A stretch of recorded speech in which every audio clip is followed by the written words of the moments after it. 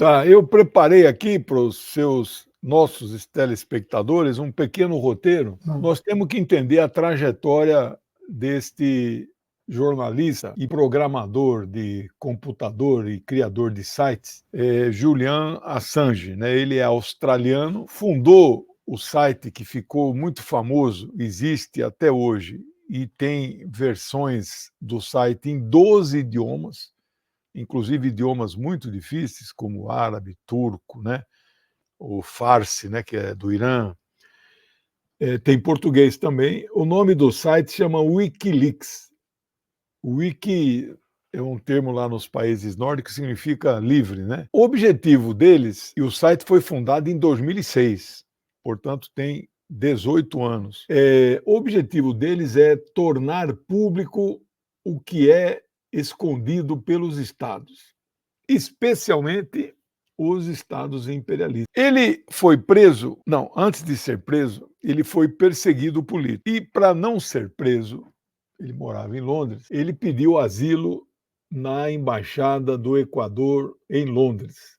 Isso foi exatamente no ano de 2012. De 12 até 19 preso. Vou contar por que ele depois saiu da embaixada, não é preso, ele estava lá, não podia sair da embaixada, estava confinado. Em 19 ele foi preso e fica 5 anos preso e foi libertado ontem. Portanto, um jovem de 52 anos, eu que tenho quase 70, ele perdeu 12 anos da sua vida, ou dentro de uma embaixada, sem poder sair, numa caminha, numa sala lá qualquer, e 5 numa cadeia inglesa, correndo o risco de ser extraditado para os Estados Unidos, e dependendo do estado que ele ficasse, poderia pegar pena de morte. Estados Unidos, acho que metade dos estados lá adota pena de morte, né? Ele integra um movimento chamado criptoanarquista, né, que eles defendem o direito à privacidade dos usuários na internet. Anarquia daquilo que é criptografado, né?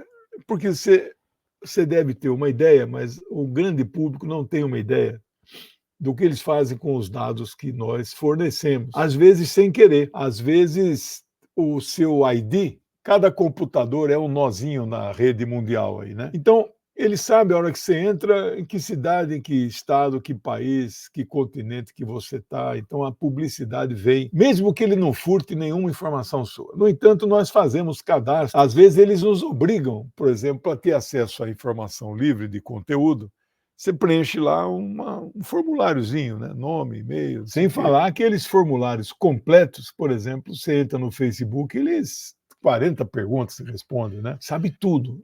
Dizem que o Google sabe mais da gente do que nós mesmos, né? Para não ser preso, eles inventaram um processo contra ele, né? Exatamente no ano de 2012, que ele teria então estuprado uma mulher na Suécia, Suíça, não sei.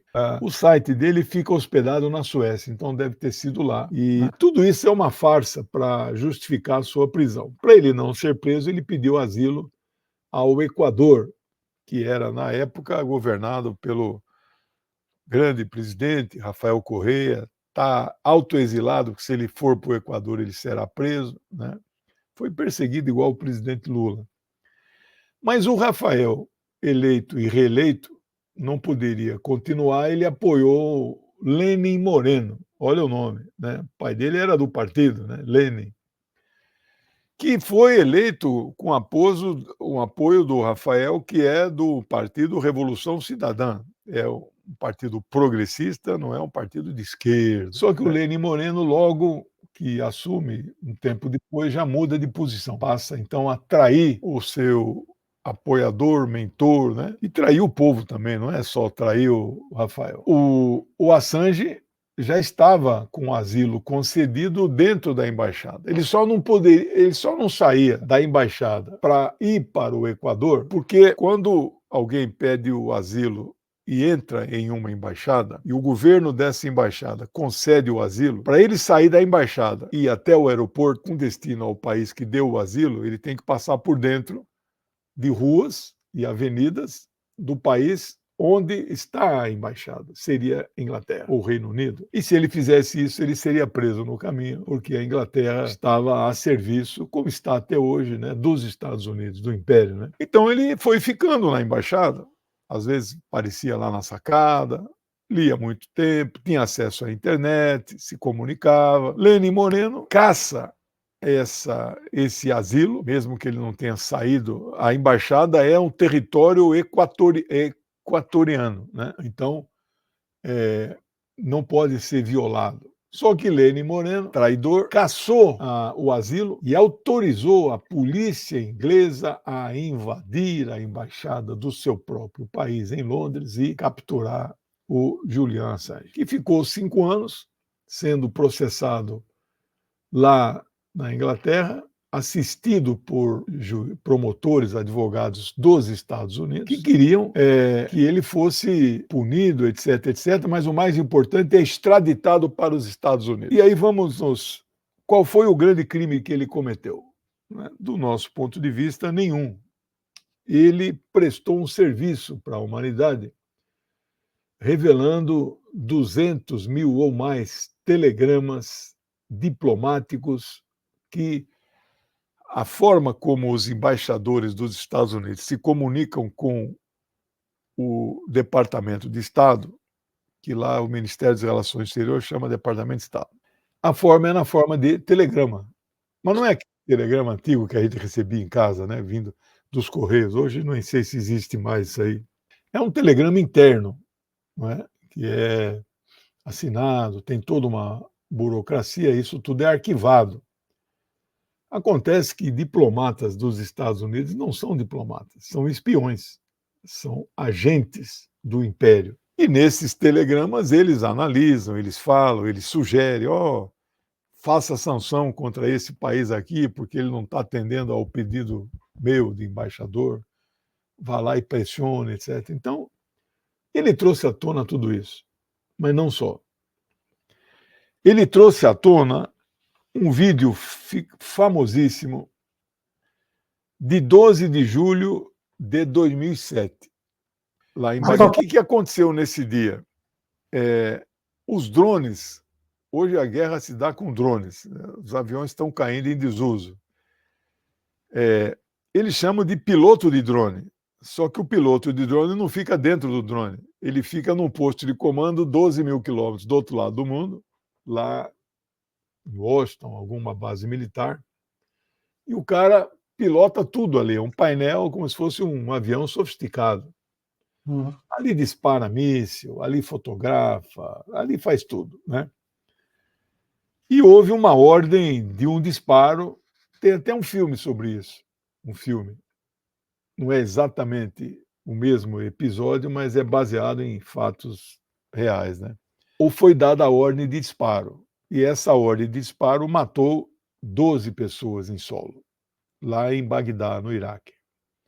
Era governo de Bush, ele foi eleito em 2000, 2004 foi reeleito, ficaria até 2008, quando ele perde as eleições, mas então 2007 foi o segundo governo do Bush que há essa ordem. Essas 12 pessoas que morreram tinham 2 funcionários da agência Reuters de notícia, é a mais antiga agência do mundo, é uma agência pró-imperialista, e além de 2 funcionários e 2 criancinhas foram mortos. E aí o Assange não só divulgou telegramas, como divulgou esta imagem. Nossa, o ódio do império foi violentíssimo contra ele. Foi feita uma campanha mundial pela sua libertação, personalidades, celebridades, artistas, lideranças políticas, inclusive o nosso querido presidente Lula fez 2 pronunciamentos muito duros. A família dele ontem, do Assange, agradeceu a muitos políticos e autoridades, mas só nominou uma, o Lula. Nem o primeiro-ministro da Austrália, que ele é australiano, ele não falou o nome lá, o parente dele, né? Agradeceu. O primeiro-ministro da Austrália também intercedeu pela liberdade, apesar de ser um extrema-direita. Afinal, o cara é australiano, né? Então aí... E aí vou entrar nos finalmente já, a pergunta que todo mundo faz, por que ele foi libertado? Mas antes de responder a isso, as manchetes que estão em todos os portais, eu tenho 13 que ficam abertos aqui, Assange libertado após ter feito um acordo. Eu não sou jornalista e eu não faria essa manchete, porque o acordo é absolutamente a notícia secundária. Eu daria a manchete Assange livre, nem libertado, livre.